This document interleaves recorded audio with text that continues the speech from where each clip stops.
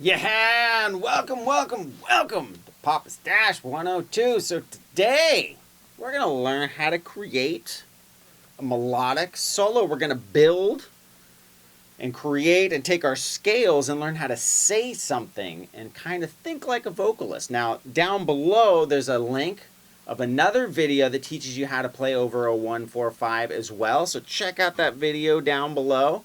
That is a link that is not on YouTube. And hopefully, I'm sure, actually, that you will get something out of it. And if not, then I'm sorry. No, but anyways, so let's zoom in for a closer look. We're going to take A minor, and we're just going to learn how to create a melodic solo from which you can take the ball and run with it and create your own solos. All right, so for simplicity's sake, I know I started the song, or the lesson, I should say, in E, but I'm going to move it to A because, well, A, it's awesome, and then B because it's kind of right here in the middle. So I don't have to squeeze up here, and, you know, a lot of times starting on the bigger frets, more space is easier on all of us blooming guitar players. So what we're going to think about today is how to build a riff. But we're going to do that by starting to think like a vocalist, right? So when you're jamming, you're ripping, usually you're in the spot when the singer is not singing. So let's, kind of add to what the singer's doing. We'll captivate the audience like the singer would by saying something, using expression, right? Bending notes. And we're going to think of it like lyrics or a sentence, right? So we're trying to create a story. So maybe the first sentence is our starting point. Now, after that, we're going to take that same basic idea and add to it, right? So the story starts to become a little bit more clear. A couple sentences down the road, you got a paragraph. After the paragraph, you got a story. You get the point, right? So we're saying something. Now, thinking like a vocalist too, right? We can't just blah, blah, blah, blah, blah, blah, blah, blah, blah, blah, blah, blah, blah, right? Well, we could if we were doing jazz, but that's beside the point. We want to, no, I'm just kidding, you jazz guys out there. You guys are amazing. But anyways, so we're going to start with a basic idea, and then we're going to try to outline our chords. So we're staying within like the context of our story, right? Keeping the chords underneath our fingers as they go by. But then we're going to do a call and response, vibrato, pausing. Don't want to pass out on the floor, so we make sure we take a breath. All right, so here we go.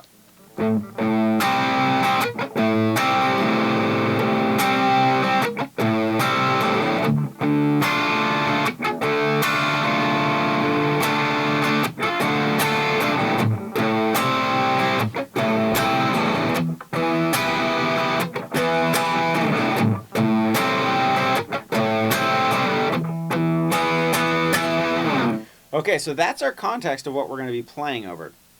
Now, how can we start? Well, we know our scale. Right, that's position 1. Now, the beauty of position 1 is your chord, your 1 chord, is right there.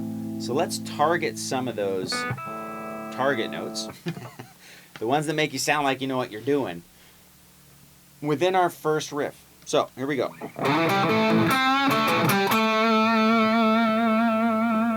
Okay, now what I did was I slid in on the A string, 5 to 7. Okay, so in that first part of the phrase, we've hit in the 5th of our chord, and we've also hit the A, which is the 1.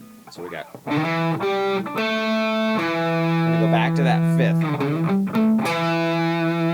Now what I'm going to do, from the 5th, I'm going to go to the minor 3rd of the chord. Then I'm going to go root, D7, A7, and then back to totally hammer in with the melody line exactly what our chord is, right? This A minor chord behind us. So we got. This is the part where I'm going to pause, take my breath. Now I know I got my D minor chord coming up, so let's add to the phrase.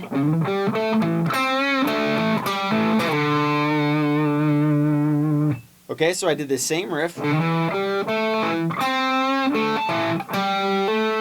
then I just slide from the 7th fret to the 5th fret to catch our D. Now, since we still have some of that D minor chord left, we can add to that, right? A little response. Now, what I did is I just went down to a different position, which would be the 5th position in pentatonic, but I took my C note, slid up to the E note, and then went back to the D, so we kind of burn in where we are. We're still over that D minor chord. Now I'm going to come back to our initial riff, get the people the idea of what we're still talking about. But I'm going to add to it a little bit. And what I did right there was I set up our E chord.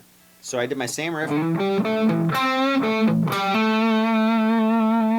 I go to the G7. And now I'm highlighting my E chord. Okay?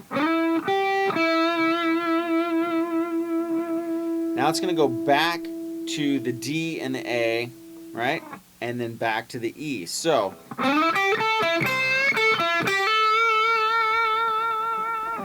what I did right there was I just did the exact same riff we did here. But I did it up an octave higher, so automatically now it sounds like I've done something different, even though I've done the exact same thing. So I slide up to the 9th fret. I go 8 and 10 on the B. I go back to our E. 9th fret, G. Now I catch the 8th fret of the E. Back to the 10th fret of the B. 9, G, and then 8 and 10 on the B. So, all together we've gone. Right, we got our pause.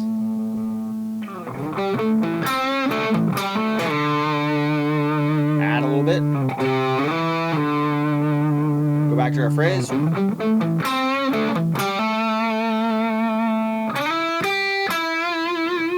So we repeated our phrase when we went back, so we keep the idea, and then we hit that E chord, one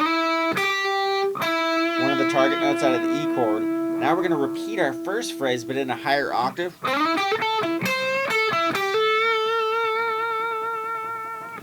Now, what we can do is in there, right?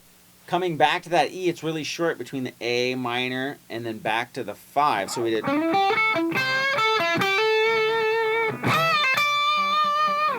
Right?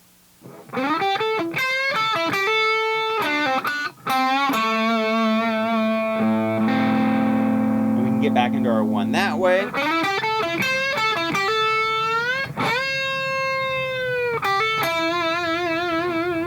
Right? We can hit the 5 that way, since we're there, or we went.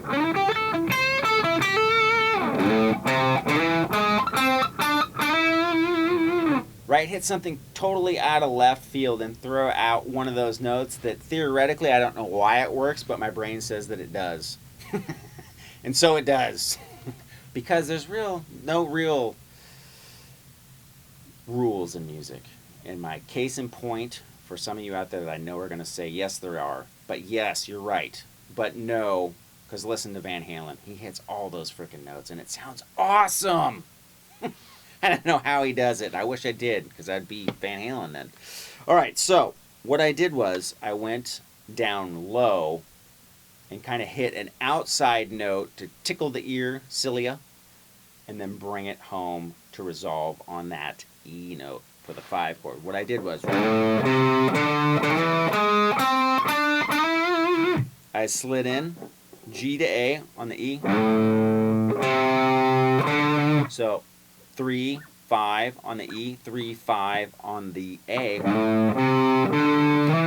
Slid up to the E right there. Now I'm going to hit this 6th fret.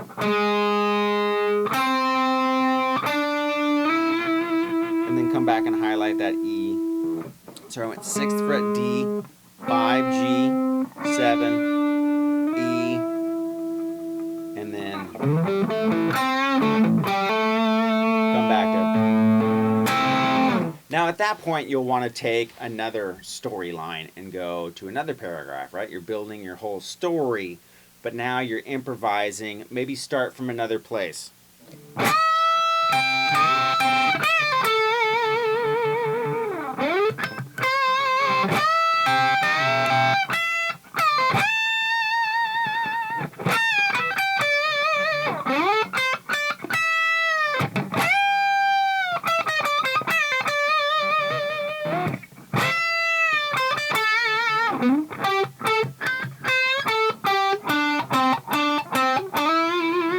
Right? And we just do the exact same thing we just did in a new spot with a new riff idea, but coming back to that same idea.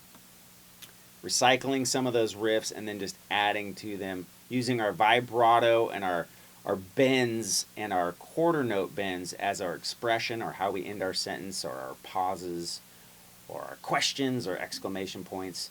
And so just build your riffs like that. Try to hum or out loud, preferably, because then you vocally have to breathe, right?